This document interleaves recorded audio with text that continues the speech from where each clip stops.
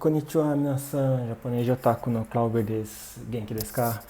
Beleza, gente? Hoje vamos falar mais um pouquinho sobre a escrita de kanjis, um pouquinho sobre os padrões na escrita dos kanjis e aprender um padrão aqui que vai facilitar bastante a nossa escrita, porque a questão sobre os kanjis é que eles têm uma ordem correta de traços. Essa ordem correta normalmente facilita bastante a nossa escrita, porque quando você segue a ordem, o kanji fica fluido.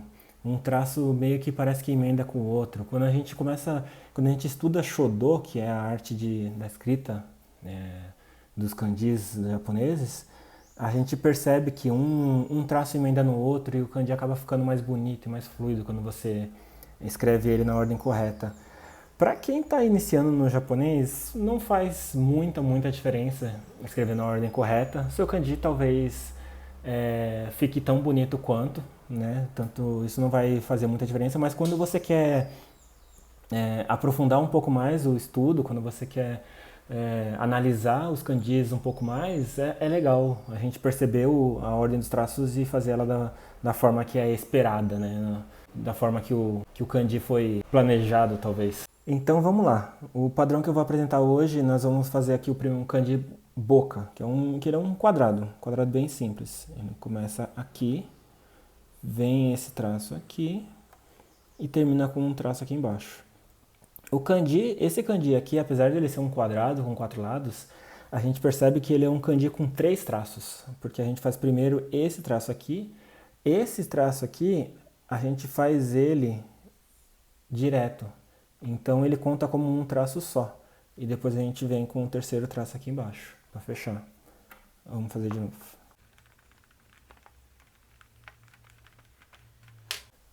A gente faz primeiro esse traço, um traço reto de cima para baixo, a gente faz o segundo traço, sem tirar a caneta do papel, a emenda para cá, e termina fechando aqui embaixo. E esse é o kanji de boca. Esse kanji aqui, ele sozinho, ele já é um kanji com significado, mas ele também funciona como um radical para vários outros kanjis. Então, em várias outras situações, nós vamos ver esse quadradinho aqui, ou esse padrão de escrita se repetindo. Por exemplo, a gente já tinha visto escrever o kanji de boca, né? Agora a gente vai escrever o kanji kai, que significa vezes. E ele nada mais é do que 2 quadrados. Então a gente vai repetir o padrão. Escrever primeiro esse aqui, a gente faz um outro quadrado aqui e fecha aqui embaixo. Agora, qual que é o segredo nesse padrão de kanji? Quando a gente escreve esse quadrado e ele tem alguma coisa dentro dele, a gente não fecha ele na parte de baixo. Então a gente faz ele primeiro essa parte, o segundo traço aqui, que é esse, e deixa aberto aqui a parte de baixo. Então a gente faz o que tiver dentro dele e depois que a gente fecha. Então a gente repete aqui o quadrado. Esse quadrado aqui ele não tem nada dentro, então a gente já fecha ele direto. E agora a gente fecha esse outro quadrado aqui. E está escrito aqui o kanji kai, kanji de vezes. E esse padrão ele se repete, não importa quantas vezes você escrever esse radicalzinho quadrado, esse padrão vai se repetir.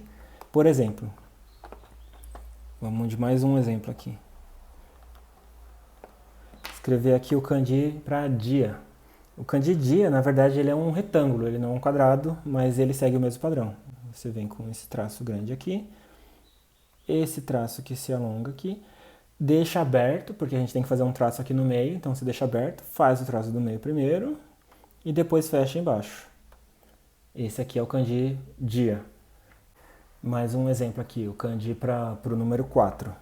Você faz o quadrado aqui, deixa aberto essa parte, faz 2 traços aqui em cima e depois você fecha. E esse aqui é o kanji ion. Um outro exemplo que ele pode não ser muito óbvio logo de cara, o kanji getsu. Esse kanji você começa com esse traço aqui, ele tem que fazer essa curva aqui, né? Aí você vem com o segundo traço aqui sem tirar o pincel do papel, e ele tem que fazer essa outra curva aqui, você deixa ele aberto, como no padrão que a gente falou, e faz 2 traços aqui dentro. Aí você vê que aqui na verdade se formou um quadrado, né? Então você seguiu o mesmo padrão ainda. Esse kanji inteiro ele é como se fosse um quadrado com duas pontas sobrando aqui embaixo.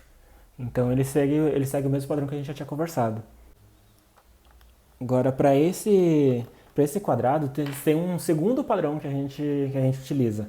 Quando você vai fazer um quadrado e ele tem traços que atravessam ele, você primeiro fecha o quadrado, fecha, e depois você faz o traço que atravessa.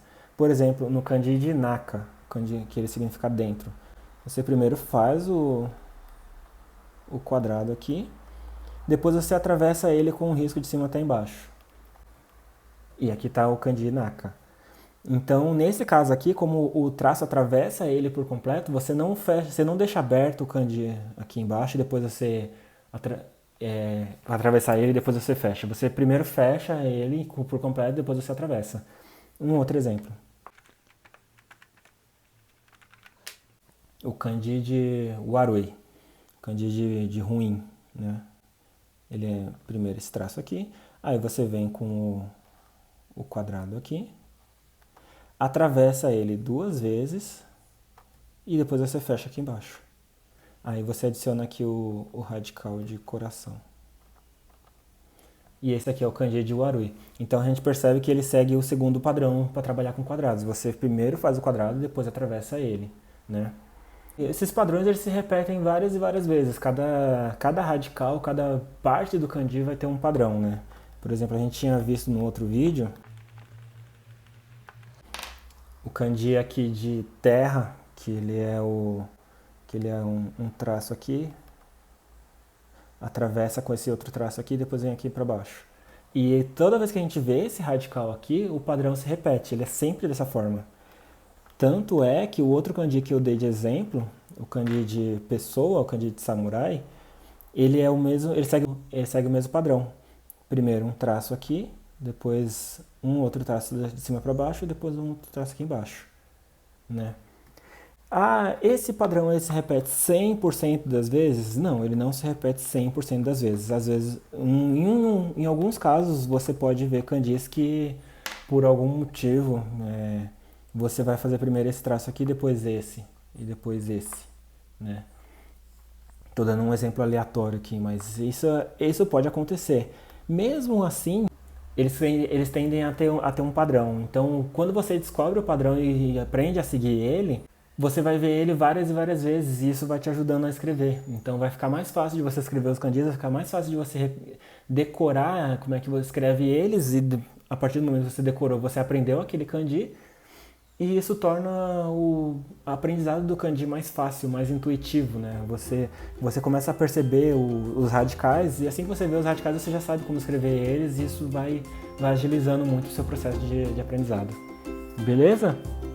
Então é isso, gente. Hoje o vídeo foi um pouco mais curto, mas eu espero que tenha ajudado bastante. Até a próxima. Matar.